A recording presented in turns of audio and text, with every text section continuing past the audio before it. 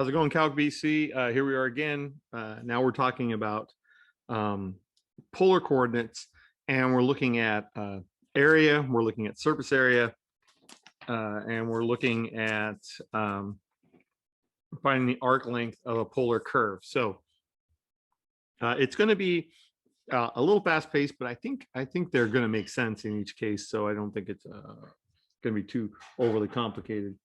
So the idea basically is this. We're going to start off by saying, well, how do we find area if we're suddenly find ourselves in a polar system? And the way we're going to do that is very similar to what we did when we did this in a Cartesian system. The difference being that in a polar system, everything sort of emanates out from this point we call the pole.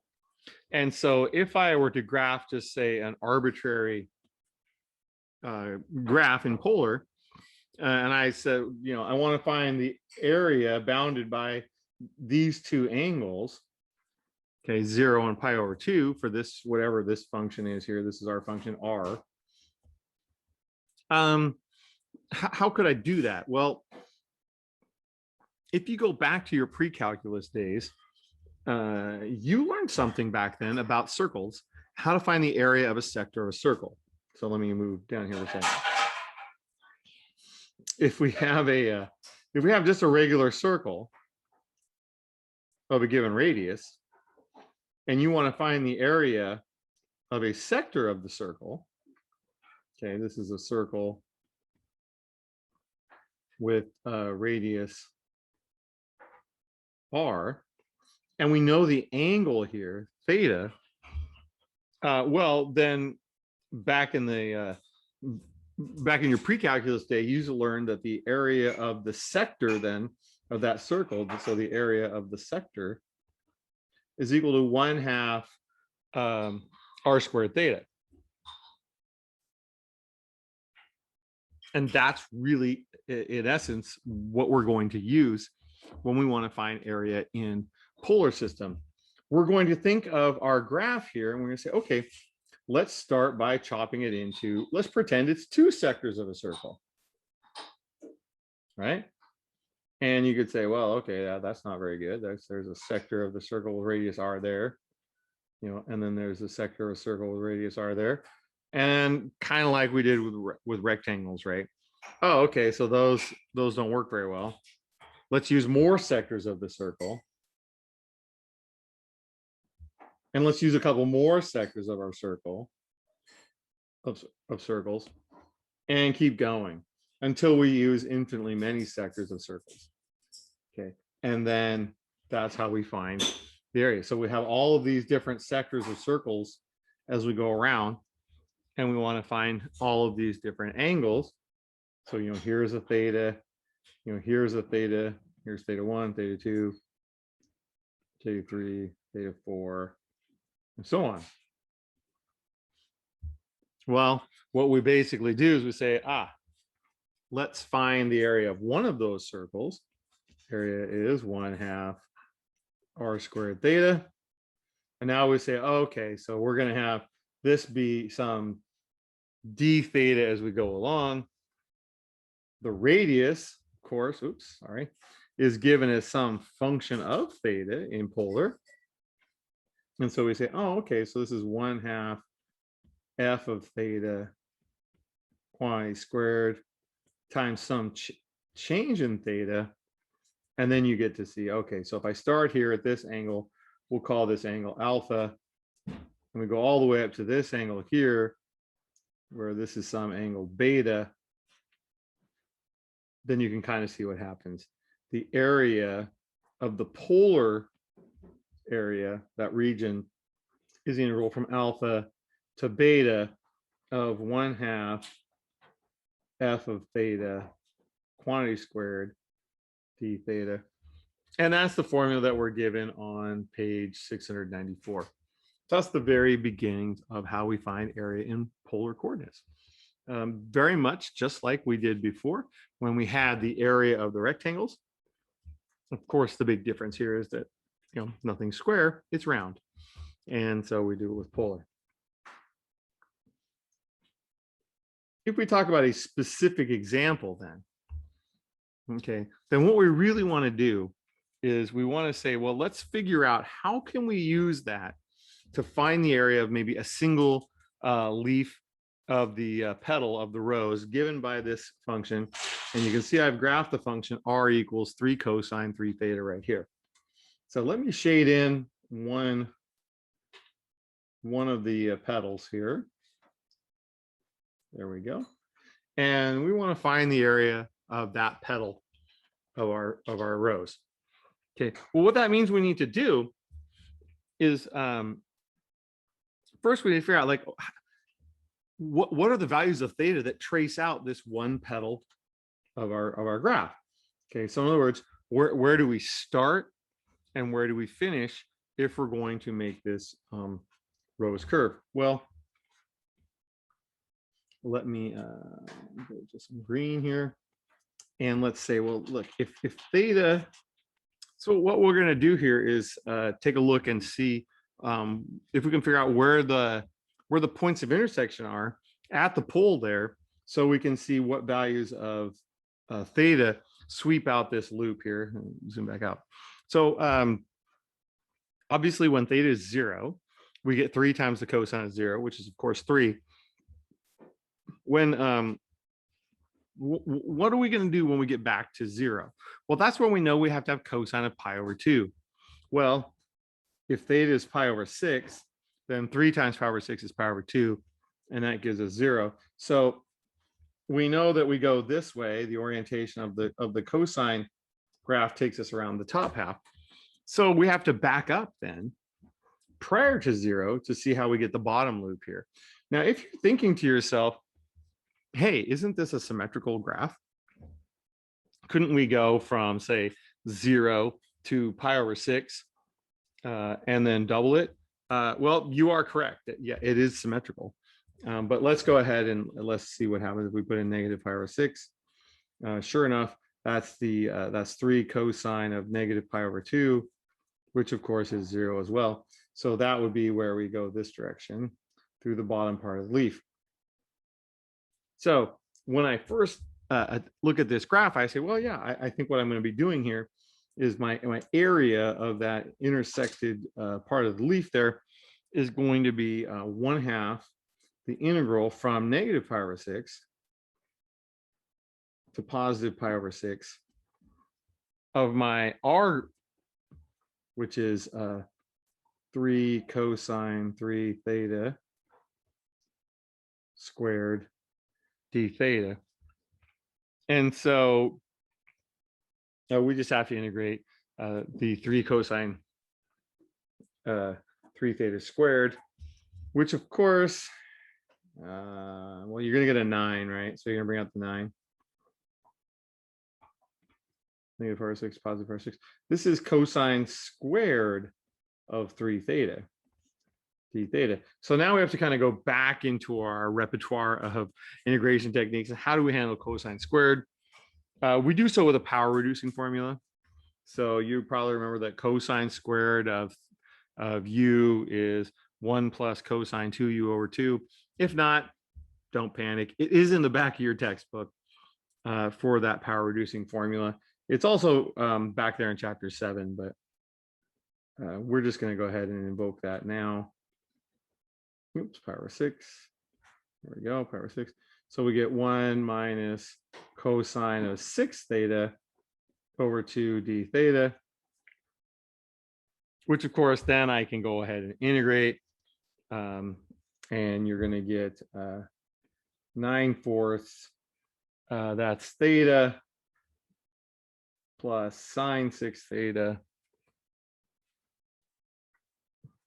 over 6. And now we're on the interval negative pi over 6 to positive pi over 6. Which, you know, the nice thing about that being a sine of 6 theta is when you put in pi over 6 or negative pi over 6, you get pi or negative pi, which the sign is 0. So actually makes life work out pretty nicely.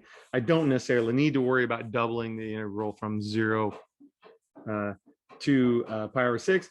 I could do that. It is symmetrical and it does work. but ultimately, really, this is just pi over 6 minus our negative pi over 6. And of course, through the miracle that is technology failure, you guys missed some of the intervening steps right there. Hopefully, what I did here makes sense. We used a double angle formula, or sorry, a power reducing formula to go from here to here. And that's power reducing formula. And then I just integrated. And we got 9/4 theta plus sine 6 theta over 6 from negative pi over 6 to pi over 6.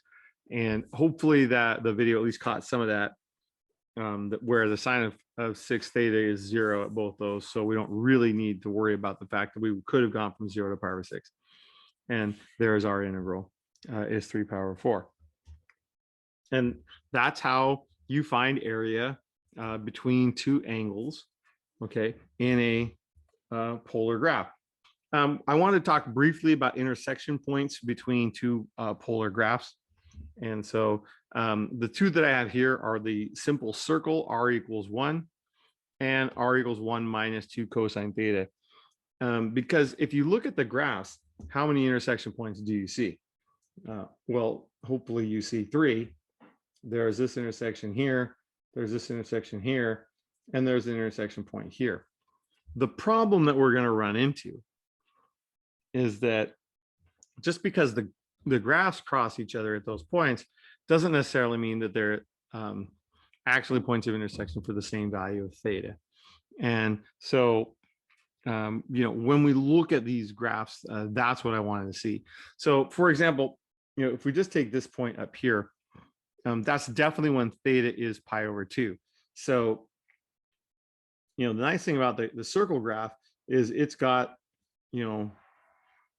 r comma theta is the same for every, for every theta. It's always 1 comma whatever.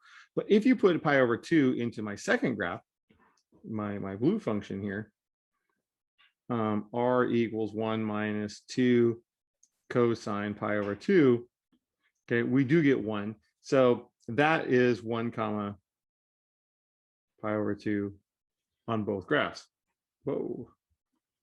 Okay, 1 comma pi over 2. And we'll have a similar situation down at this lower endpoint down here. Okay, when theta is negative pi over 2, okay, of course the circle is 1 comma whatever angle you want. If you put in negative pi over 2, you also get a radius of 1. So go to angle, negative pi over 2, which is down here, and you have 1 comma negative pi over 2. So far, so good. The problem we run into is this third intersection point. This is a point on the circle. So the circle is red. So let me get the red one up here. That is 1 comma pi. Okay. That point right there on the red circle. But look at it on the blue cardioid graph. Okay, if you put pi into the cardioid graph, okay, in other words, for the blue graph, let's get it back to blue. If I put in pi, okay, notice I get 3. Yeah, so at the angle pi radians, we actually go out 1, 2, 3. That's this point out here. Okay, so clearly not the point of intersection here. So how do we get to that point of intersection right here? Well, look at this. What about when theta is 0? Okay, because then you'd have r equals 1 minus 2 cosine of 0. In other words, negative 1. So go to the angle of 0 radians, which is actually this way, but then go a negative 1 there. And so we have to watch out as we start looking for area like between two graphs, okay, because it may end up that what looks to be a point of intersection is actually two different points in polar coordinates. Okay. So you're going to have a couple of questions in here about find the area between two graphs. Okay. It's important to make sure that the point of intersection is actually a point of intersection. So where's the area that's in common to the two functions? Well, let me color that in for us here with okay, so you can see it's in here.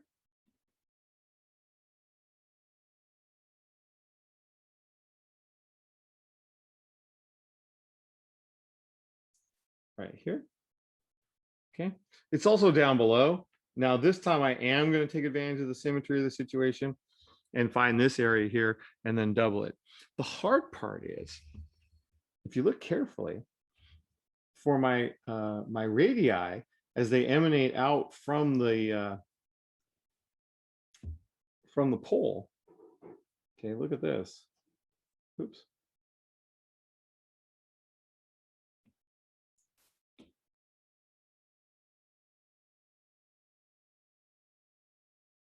Okay. Sorry, that's not very straight, but I'll try again. It's so hard to get that right on the money with the, oh, that was pretty good. Okay.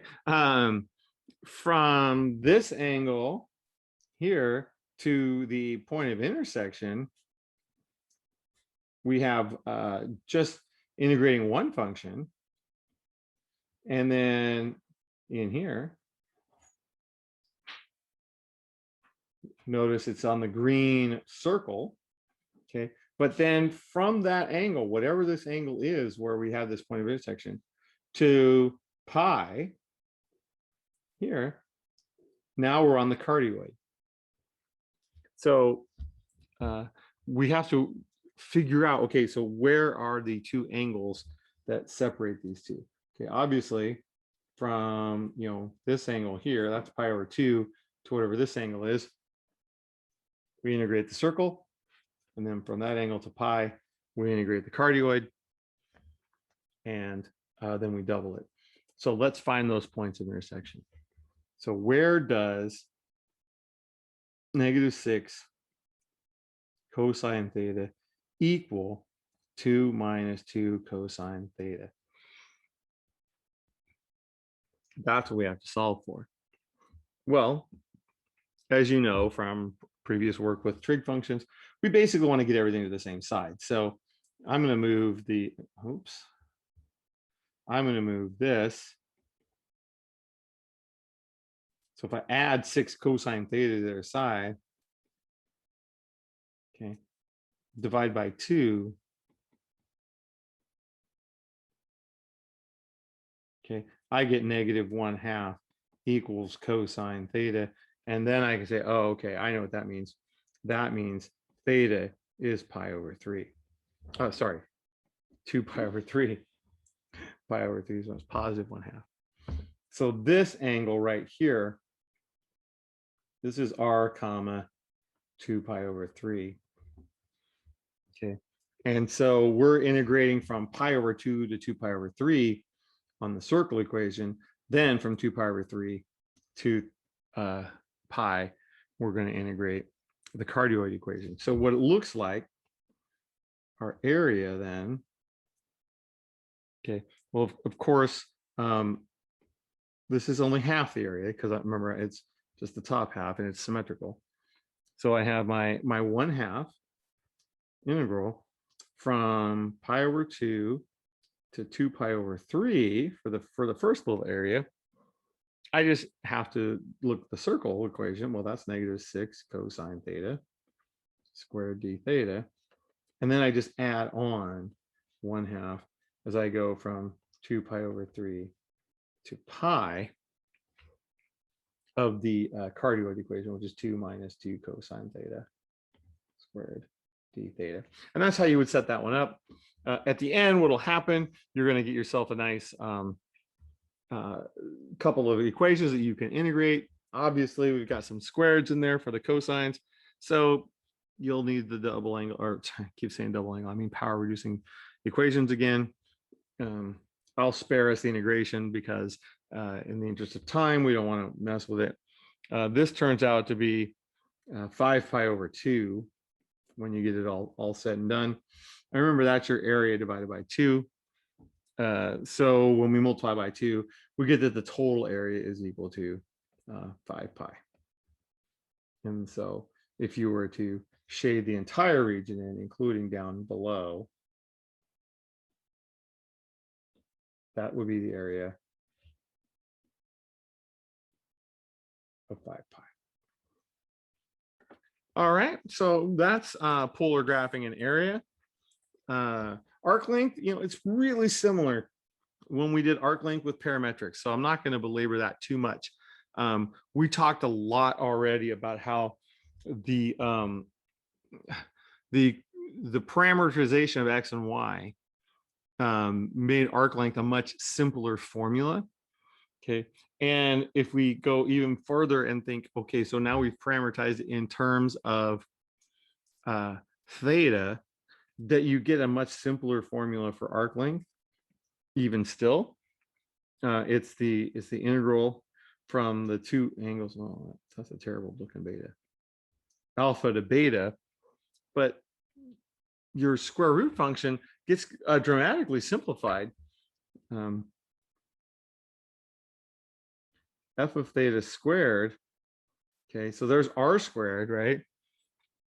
And then you have f prime of theta squared d theta. And so finding the arc length along any section of polar graph is really nice and easy.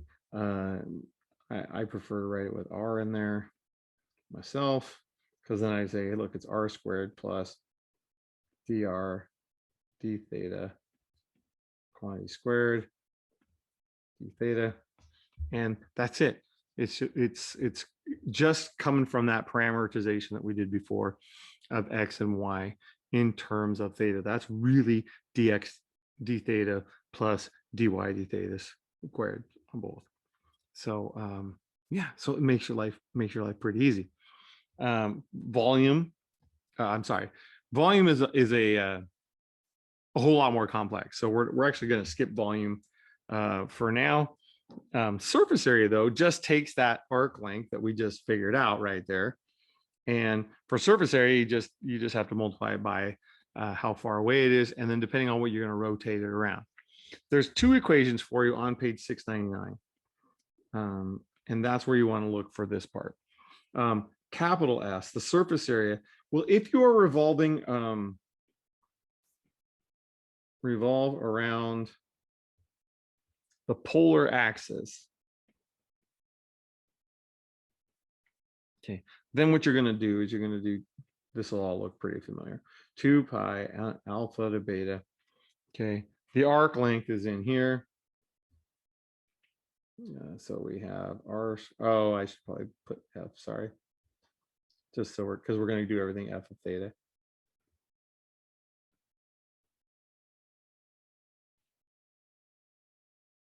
F prime of theta squared d theta.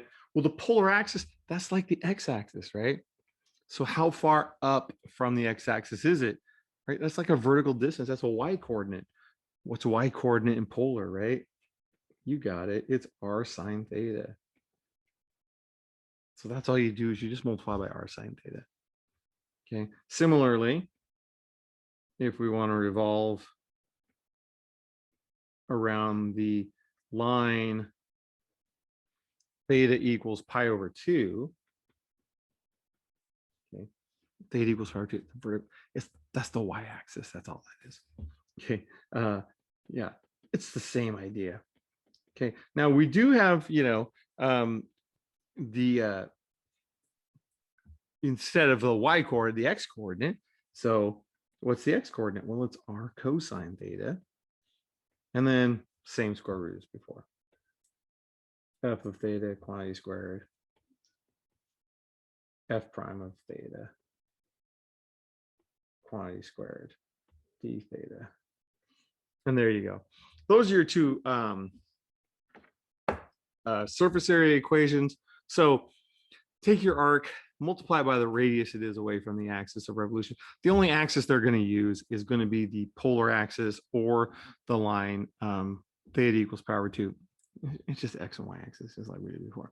And then you're going to find the surface area of those regions using these two equations. That's it. Somehow the iPad managed to stay connected for a lot longer than it has in a while today, guys. So I'm gonna end here just because I don't want to push my luck. If you have more questions, I'll be happy to go over this stuff with you tomorrow in class. So, all right, have a great rest of your night.